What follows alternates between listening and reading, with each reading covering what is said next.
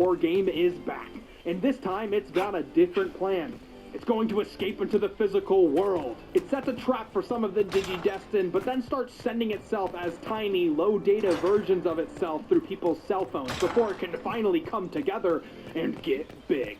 Revenge of Diaboromon is probably at the bottom of my list for Digimon adventure movies. It's not bad, it's just not that interesting. The idea of Diaboromon sending itself as smaller bits of data is clever, but in a, kind of way. Not in a, oh, that's awesome kind of way like in our war game. The final battle between Omnimon and Armageddonmon in Tokyo Bay and later Imperial Dramon is awesome. The highlight of these films are the higher quality animation, and it really shows in the choreography. Like Omnimon blasting Armageddonmon in its mouth. That will always be cool. And there's little moments too, like the sound of Matt's harmonica and Kari's whistle coming together to be a representation of Omnimon's energy. That really gets back to the heart of Digimon, which is the kids interacting with giant monsters. Omnimon is defeated, and so is Imperial Dramon, but their energy combines to make a new version of Imperial Dramon. If you'd like to explain your intentions, speak. Which finishes the fight. It's cool, and the half-hour runtime makes the film's lack of substance enjoyable. I wish more dumb action movies were 30 minutes. They'd be fun that way. Instead, they're 2.5 hours, and the lack of substance becomes apparent all too quickly. The Digimon movies are cool, because it's an opportunity to see these characters animated well. The action is cool, the expressions are fun, and all around, they're just enjoyable. Digimon. Digital monsters. A line of digital pets created to be an extension of Tamagotchi, but marketed towards tiny, little boys. So, muscles and guns and motorcycles and innocent cats turning into scantily clad angels.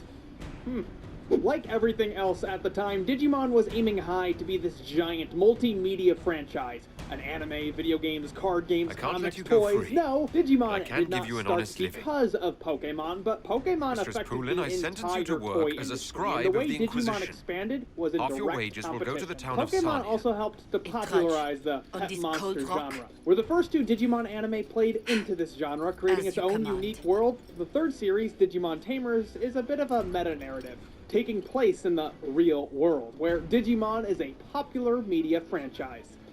So complete fantasy. I'd always watch the TV show. I used to play the card game. I even made up my own imaginary Digimon. Tamers is a response to all of these well-loved, popular, and remembered pet monster franchises. Every kid who grew up watching these kinds of shows wanted their own pet monster, and Digimon Tamers fulfills that fantasy. But it also uses a foundation created by Digimon to challenge the audience's expectations. Digimon Tamers is weird, it's dark, it promotes diversity, and its story and characters are a whole lot better than it has any business being.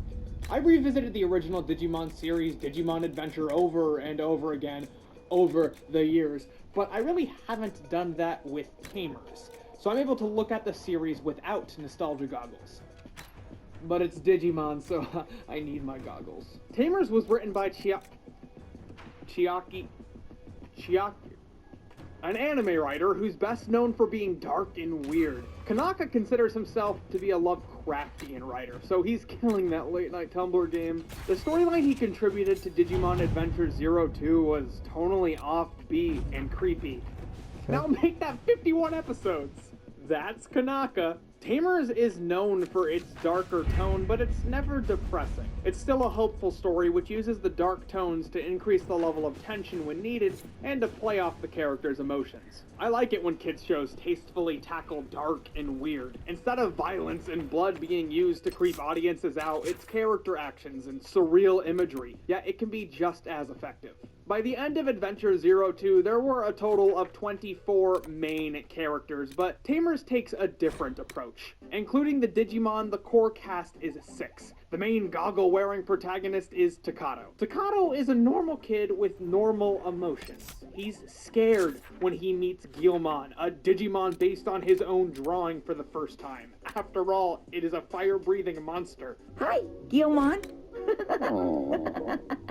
Guilmon is newly created, so unlike every other Digimon in the series, it doesn't have this deep knowledge of the digital world. It's figuring out how other Digimon work just as Takato is. I'm Takato. Takato-man? I'm not a Digimon. Takato is very anxious, so dealing with the unpredictable, childlike Guilmon creates a great chemistry. Henry, or Lee if you're watching the Japanese dub, is a non-violent, morally driven kid who doesn't even like to make Digimon fight in the video game. So he's a little dweeb.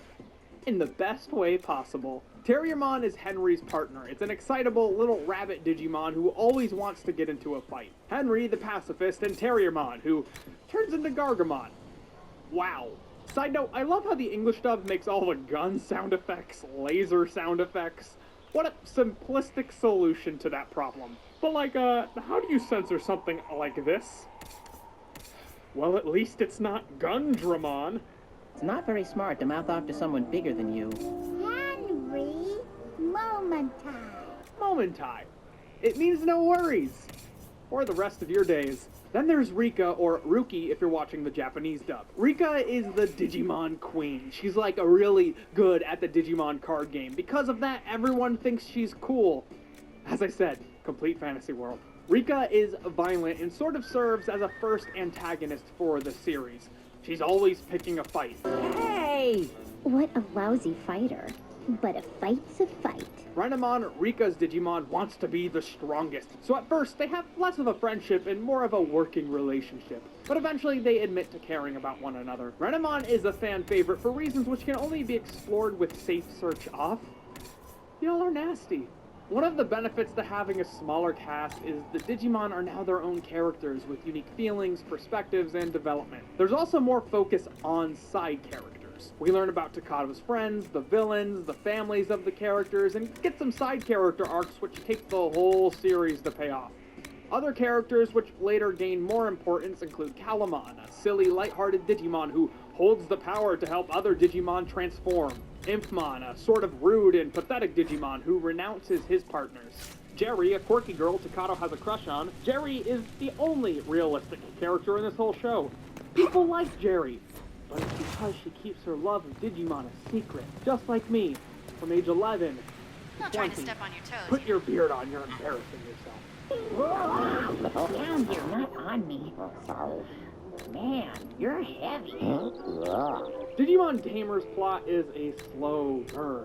The entire focus of the first third is how Digimon interact in the real world. However, to make this concept fresh, the Digimon now are less like little, ugly people and more like, well, digital monsters. They're animalistic. It's in their programming to want to fight, and human-like emotions are now learned rather than something Digimon are automatically equipped with. When Guilmon sees a threat, its eyes contract and its instinct kicks in. The kids have to learn with the Digimon, and the Digimon have to adapt. This helps to contrast the dangerous fantasy monsters with the mundane town of Shinjuku, which features real-world locations.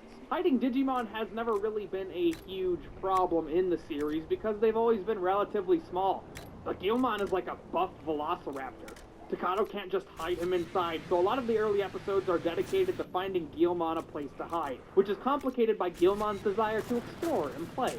Digimon transform into stronger, larger versions of themselves. This is called Digivolving. In past shows, Digivolving came quick and easy, happening very soon after the series started. And once it was done, Digimon had no problem turning back into their base form for the sake of convenience. It takes a while for Guilmon to finally Digivolve for the first time, and after it happens, he can't easily go back to normal. The next episode has Guilmon stuck as Growlmon, a giant T-Rex-sized Digimon. What follows is a series of attempts to get Guilmon to transform back to normal and find a place for this giant monster to hide. It's cute, it's funny, but also Takato has anxieties about losing Guilmon. It's a great balance and creates a problem out of something which was previously normal.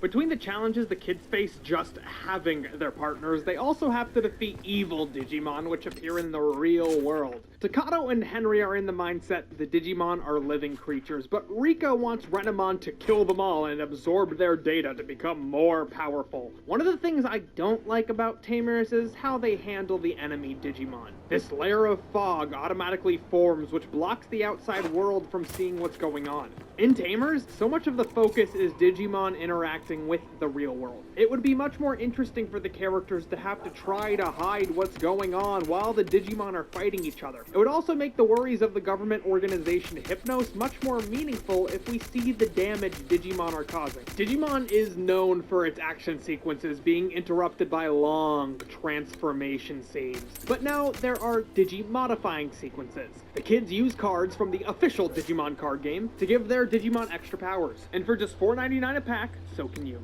Sometimes it's cool, and sometimes it's funny watching little old Terriermon with a giant hammer. I like the concept of Digimodify, but they play it off as if the kids are using a strategy when it really feels like they're just throwing down modifications until something works. If the rules of the game were explained, it'd be more interesting to watch the kids develop the strategy with the cards. It does work to make them more involved, but it doesn't really invite us into their thought process. With Digimodifying, Digivolving as a means of victory is downplayed. For one, it's not always accessible. Usually, Calamon has to be present, and eventually a special card has to appear to activate the next stage. When it does happen, the sequences are crazy cool. When they're animated in 2D. Matrix Digivolution. There's this whole black and green Matrix vibe to them, which really helps to sell that digital aesthetic. Tamers tells one story with a beginning, middle, and an end, which is why it feels like such a slow burn. By episode 12 of Digimon Adventure, the first story arc had completed, but Tamers is barely getting started by episode 12. First time viewing, the show may feel like it's dragging, but I watched the first half a second time for this video, and I have to say it's a lot better on a repeat viewing. The show does feel like it's sort of starting this simple story arc when 12 Digimon based on the Chinese zodiac start attacking Shinjuku. Each episode has the kids beating one of the 12 Deva, so you think it's going to be this clean boss battle style arc where they beat one every episode, but then everything changes course when Calamon is captured and brought to the digital world. It sets up a simple, predictable storyline just for the purpose of changing course. That's great. Even when they finally arrive into the digital world, it's nothing like the way it was in Adventure. Instead of the Narnia-style fantasy world, it's this desolate wasteland filled with scraps of data trying to form into something more meaningful. It's specifically withholding the familiar, but if you're part of the Japanese audience, eventually someone familiar does come along. Rio. Oh yeah. Yay, who? Rio was supposed to be this familiar face for Digimon fans. A character whose back of the head made a 2-second non-speaking cameo in Adventure 02. And he was the main character in some Japan-exclusive games for everyone's favorite console, the Wonder Swan. Good old Rio on the good old Wonder Swan. If you didn't have a Wonder Swan growing up, did you even have a childhood? Reading through Kanaka's notes, which I highly recommend to any fan, it seems like the role Rio plays may have been considered for one of the characters from Adventure. But I guess from a story standpoint, it makes more sense to use Rio as a connection, as we learn Rio is from the Tamers universe. But it doesn't provide that feeling of familiarity it's supposed to for an American audience. And if you've seen any of my videos, you know the way I mispronounce words means I'm very American. So like all of my other reviews, I'm watching it in English dub. I do that because it's what I grew up with. Sure, it's a different product than the Japanese dub, but it's the one I want to talk about because it's what I have a connection to. But Tamers dub is more respectful to the source material than the other two are. It's worth noting Tamers dub wasn't handled by the same team, and often it's actually Steve Bloom of Sexy Voice fame writing the dub. He also plays Blonde Spike Spiegel and Guillemot. That's right. The same guy who did this. I love the kind of woman that can kick my ass. Also does this. I wish I could. The theme song is still the same from the previous shows, but it's remixed with this grittier electric guitar. I really love the casting in the English dub, except for Susie. They're so pink and pretty. One of my biggest pet peeves are the way that English dubs handle little kids. I can't stand it. How dare you? I particularly like David Wittenberg as Henry and Bridget Hoffman as Jerry. There's a realism to their performance. It's imperfect. One of my biggest problems with the dub, however, is actually the music. In the first half of the series, they reuse a lot of the music from the English dub of the Digimon Adventure series. It's more fantastical and does a disservice to Tamers' attempts to establish this as a different world. But at least Digimon Tamers doesn't have the Digirap. The series is all about perspective and change. All of the main characters have different philosophies which drive them, but they grow with time. Every time a new villain is introduced, we learn they're not really the villain. One of the benefits of having a smaller cast is the focus on side character development. Specifically, Impmon and Jerry, whose stories kind of coincide with one another. A big change which is made is a downplay on destiny. The kids in Adventure were chosen to be partnered with their Digimon, but in Tamers, the Digimon and the human have to agree to be partnered. There's more of an effort to make the kids involved in the fight, and this idea of kids and Digimon choosing to work together pays off with the Digimon's final evolution, biomerging. Takato, Rika, Henry, and good old Rio all combine with their Digimon to become super strong. As a kid, I hated this, but as an adult, I love this. I understand what they're going for now. Focusing on the partnership as a two-way relationship makes the relationship more meaningful. These characters weren't chosen for one another, they picked each other. However, that also makes it possible for Digimon to renounce their tamer and makes it even more brutally heartbreaking when one of the Digimon dies. Impmon can't digivolve because it abandoned its tamers. Two little brat kids. But Impmon makes a deal with the leader of the Deva,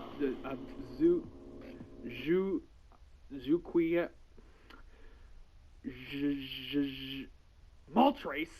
It'll help him digivolve if he destroys the kids.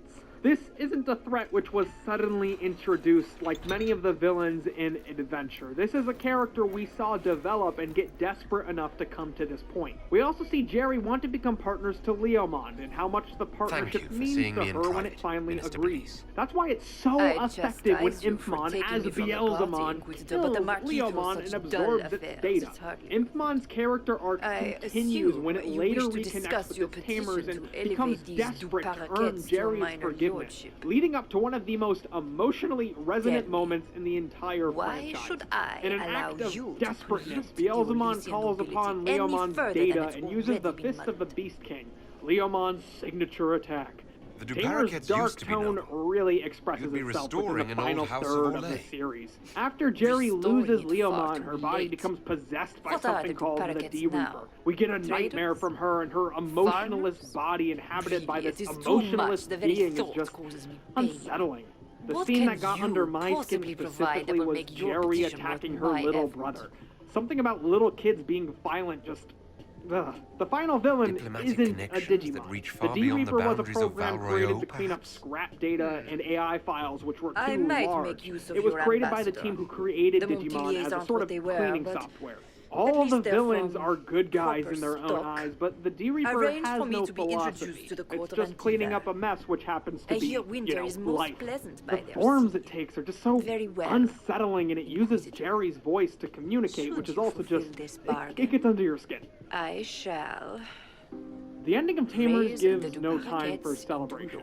It's sudden and it's more bitter than sweet, but it leaves the audience with a small glimmer of hope that the kids may one day see the Digimon again. Tamers is something truly unique. It creates something that is great and genuinely creative out of a franchise which is really just meant to sell toys. And I think that's why people love it so much. It's not a toy commercial. I mean, how do you sell this? It's a sincere and emotionally grounded story, using the desires of kids to create a well-meaning fantasy. With the 15th anniversary Blu-ray of Digimon Tamers, there was a special audio drama CD which featured all of the characters in 2018 and ended on a cliffhanger.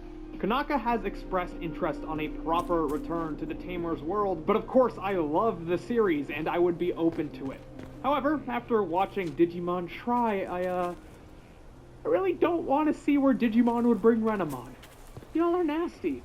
Number 6, Digimon Tamers Battle of Adventurers. This one originally premiered on July 14th, 2001 at the Toei Summer Film Festival, and its English counterpart aired on October 16th, 2005 on Toon Disney. Digimon Tamers is one of the most unique and plot-driven children's anime. It's weirdly dark, very character-oriented, and had a continuous plot which didn't leave a lot of room for filler. This description can be said for a lot of anime, which is why I am ever so baffled at the expanding list of non-canon or canon-ish Anime movies? There's a never-ending fan theory community dedicated to figuring out which 2 episodes of an anime a movie can fit between, without affecting the plot too much. That's what Digimon Tamers Battle of Adventurers is, except a movie-exclusive character shows up towards the end of Tamers. So, I don't know. Battle of Adventurers is 51 minutes long, so it's the longest of the films based on an existing anime. Part of the reason it's this long is because there's a lot of moving parts. I also think it's a good time to mention that the auteur of Tamers, Chiaki J. Konaka, had no involvement with this film, as Tamers was still ongoing when it premiered. So, Takato and Henry, 2 of the main characters from Tamers, are spending their summer vacation in Okinawa. Takato wants to hang out with his cousin, but Henry wants to see some nerd stuff. Meanwhile, Rika is in Shinjuku just hanging out. Then, all of a sudden, Omnimon, possibly from Digimon Adventure, is in the digital world, and he needs to stop Mephistomon, who's the reincarnated version of Apocalypmon, also possibly from Digimon Adventure, from destroying humanity. Meanwhile, some girl who lost her dog to drowning is sad about the virtual pet her dad made her to replace her actual dog. Using these virtual pets, Mephistomon unleashes Digimon onto the world, but the virtual pet replacement dog is really a Digimon, V-Pet, and vaccine made to kill all the other virtual pets, and they acknowledge their contract and now they're is null all and void. dead, like all There's of my no longer other a price pets. on my life. Then Mephistomon turns big and they beat him up at the end. Okay, there are so many ideas and things at play here, and a lot of moving parts that end up having to come together. Minami, the girl who lost her dog, is treated so horribly. The film is almost mean-spirited towards her. She's sad about her dog, then her virtual dog comes to life, and then the virtual dog dies, and that's her story. Poor girl. DoesTheDogDie.com has about half of their servers dedicated to this one movie. Battle of Adventurers looks really nice, however. The tropical aesthetic, the animation, it's all beautiful. There are some really cute moments with Guilmon and Takato's cousin Kai, but ultimately, it's not playing you interested in becoming a bard? Digimon Tamers is so dark and so visceral. This is just a bad Digimon with an evil plan.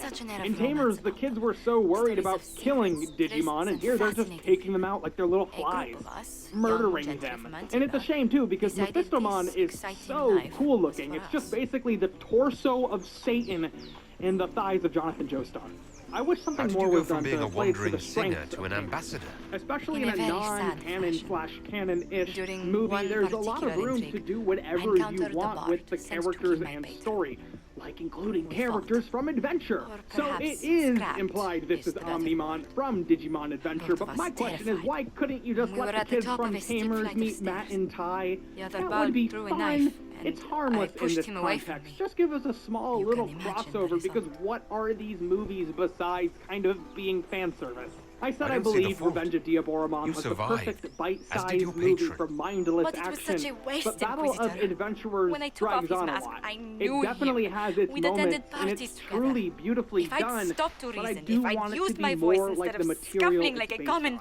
So quick question, have you seen these movies or heard of them? Because I know they did air in English on Disney Channel, but I'm not sure if they ever aired more than once, so they may be pretty obscure to an English audience. Change in and if you have seen them, which ones do you like? Because it's also hard for me to find out what the common consensus is for these films. Number 7, Digimon Tamers Runaway Locomon. This one first premiered at the Spring Toei Anime Festival in March 2002. It takes place 6 months after the end of Digimon Tamers, so all of the Digimon have returned to the human world.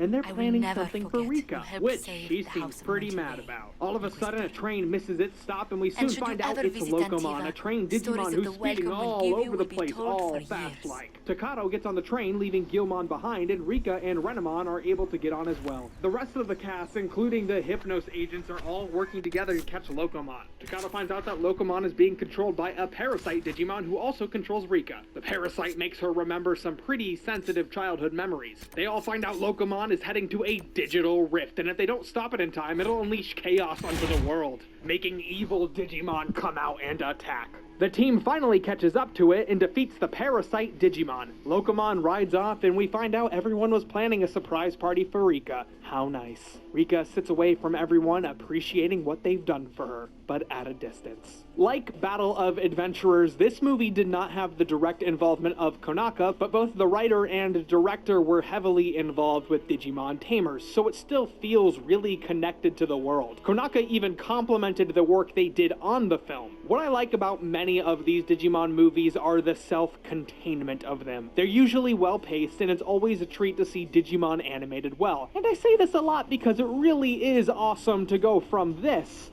to this. While I did enjoy it, I wish the tension and consequences of Locomon hitting its destination were more dire and urgent. I get that unleashing bad Digimon into the world is bad, but that's a problem that characters could solve and overcome in the event of it happening. Not to compare this to the golden child of Digimon movies, but the consequences of our war game is something that the children couldn't solve if it were to happen. In fact, I kind of want to see Locomon hit its destination because that just would mean more giant monster fights, and I do like a lot of giant monster fights. I think a lot of the character interaction along the way in this film is really nice and cute. Like Henry accidentally taking Lotmon, his sister's Digimon, by accident. Gyomon is just this pure baby boy, and watching him try to get to Takato is so great. And seeing Beelzemon for even 2 seconds before getting wrecked is a bit of a treat. However, I think the highlight of this film is Rika's arc. We know through the series that she has a strained relationship with her mother due to the fact that she had Rika at a very young age and is busy working on her career. So Rika was primarily raised by her grandmother. Throughout the series, Rika's father is nowhere to be seen, and her relationship to him is never explored. However, here we get glimpses of their relationship. What I love about Rika as a character is the fact that she's so quiet and reserved. And the way this relationship is explored in the film is also very quiet and reserved. We know Rika has complex feelings about this, but her reaction to having this memory just come back to her in such an extreme way is to quietly reflect on it. It really shows her growth from the angry character at the beginning of Tamers to a more contemplative one now. Her anger being replaced by a more contemplative, yet still emotionally distant character leaves a lot of room for her character to continue to grow. And it really makes me want more from the series because I truly believe there is so much more to explore here. Digimon was one of the first serialized shows I was exposed to, but it was hard to watch it all. I didn't originally see every episode when it was airing, and there was no complete set of VHS volumes released. Just a few here and there. It wasn't until after YouTube came around that I was able to completely, and legally, watch all of Digimon together. I finally got to rewatch all of Adventure and the other Digimon series, which I only caught a few episodes of as a little guy. Tamers and Frontier, a show which just completely turned me off.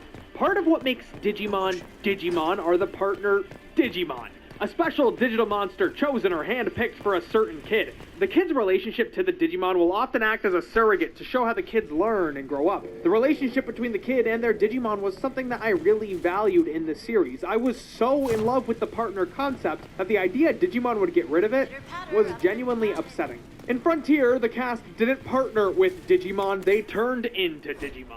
But this seems to be many people's only complaint about Digimon Frontier. I remember liking Frontier when I rewatched it all those years ago.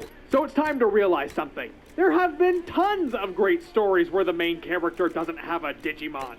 The Iliad, Citizen Kane, Gossip Girl. Digimon Frontier isn't bad because the kids transform into Digimon. No, it's bad for completely different reasons. Beans? They've gone off without us again. Did you say they have beans? You are a small sliver of light in this dark, dark world. But first, I really don't want this to be an angry review. I'm not coming at this from a place of anger or from a desire to rant. I was just bored while watching Frontier. Consider this my catharsis. Frontier takes place in its own universe separate from the other Digimon shows.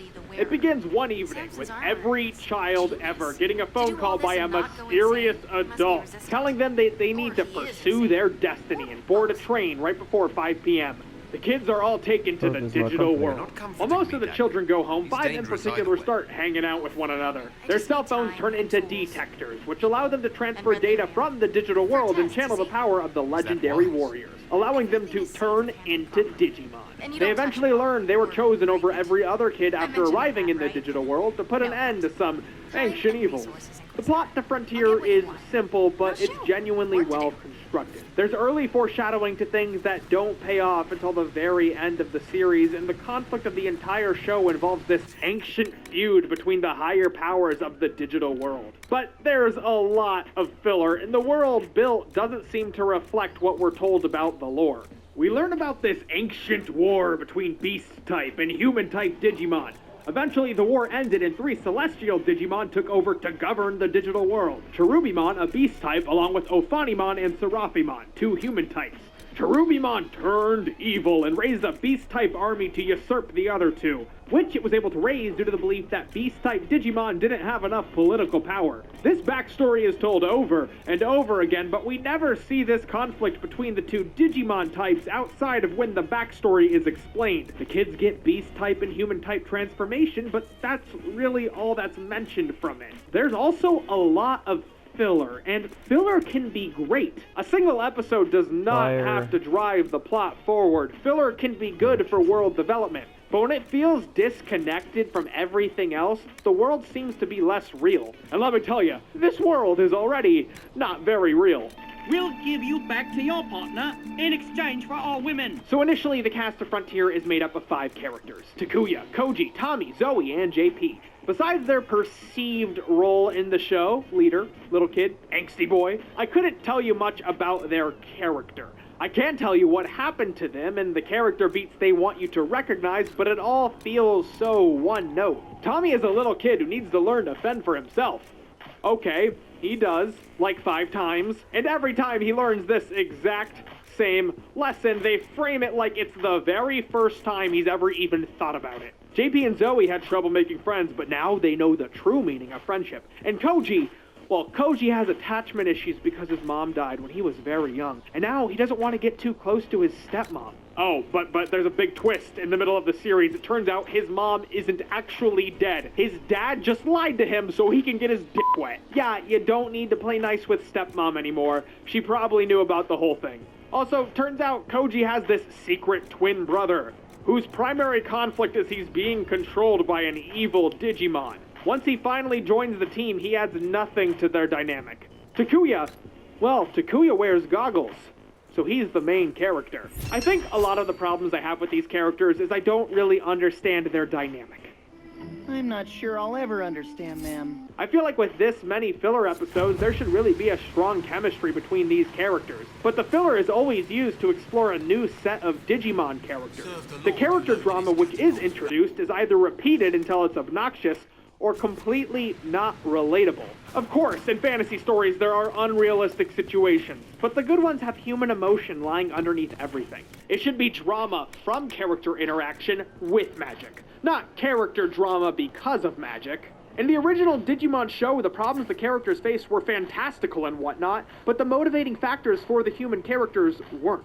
Worrying about a loved one, living up to high expectations, being attracted to your... In Digimon Frontier, there's a lot of situations where an external magical force causes character conflict, like a Digimon infecting Tommy's dreams, not being able to control a powerful spirit, an evil dark force controlling your actions and obscuring your memories. It's boring, because there's no proxy for that feeling in real life. Jeremy Renner, I get it now. I hope you're doing okay. Frontier also has a way of making its villains overstay their welcome. There are one-off villains here and there which are fun, like Ice Devimon, but that's only because his English voice is a Christopher Walken impression. Do you have tasty data like those others? Yummy. But a large part of the story involves 5 evil legendary warriors who are just the worst. Okay, I actually do have a dub-specific critique. If you're gonna come up with an obnoxious quirk for a character's voice, like talking like Gollum, What I do no business of you. a mobster, Yo, you want us to rough him up for you? an Englishman, Thou should study an opponent first. or a Southern belle, Stop sneaking around behind our backs. make sure they're not characters who are around for nearly 30 episodes, and please make sure there are extensive scenes where they're all interacting with each other with their silly voice. Every time they're going up against a villain, it's the same exact thing. The villain wants to scan data from somewhere to gain more power. The kids lose. The villains win, until eventually the kids get more power. I feel like Digimon Adventure and Tamers did the right thing with their villains. Although the same power dynamic happens between those kids and the villains, usually there's another story unfolding while the characters are either trying to reach a similar goal or stop the kids from succeeding. In Adventure, they gotta get home, and maybe stopping this villain will help that. Or they have to save a kid before the villain gets a hold of them. It isn't until the end of the series where the plot is solely we have to defeat the villain. And when they do decide that saving the digital world should be their primary objective, we've had over 40 episodes of meeting characters and understanding the importance of this place. It's something they have to learn to care about. But Frontier is literally driven by the fact that the kids don't know what they're supposed to do, and they're on their way to a location where hopefully they'll find out what they're needed for. There's no motivating force. The characters always have the option to go home. They choose to stay in the digital world because, I don't know, it'll be fun, I guess. I think the backstory to Frontier is well thought out, but how the characters interact with that story is not. I really don't want this to come up as an angry review. I think getting angry at media you don't enjoy is kind of silly. If you enjoyed Frontier, that's great. And just for you, here's a list of things I actually liked about Digimon Frontier that really didn't fit into an organized setting. I really enjoy the dynamic with the kids' guides, Pokemon and Nemon. They have this really adorable chemistry. Hey, do you think this was bad? Ugh, give me that. I like it when Cherubimon, Serafimon, and Ophanimon are reborn as their rookie stages and all play around with each other. It's adorable. I like how there's no strict adherence to the power scaling of Digimon levels. If you want a champion level Digimon, stage 4, to beat up a mega level Digimon, stage 6, it should totally be able to as long as it serves the story. I really appreciate how the English dub cut out fan service for an 11-year-old, and also I love the English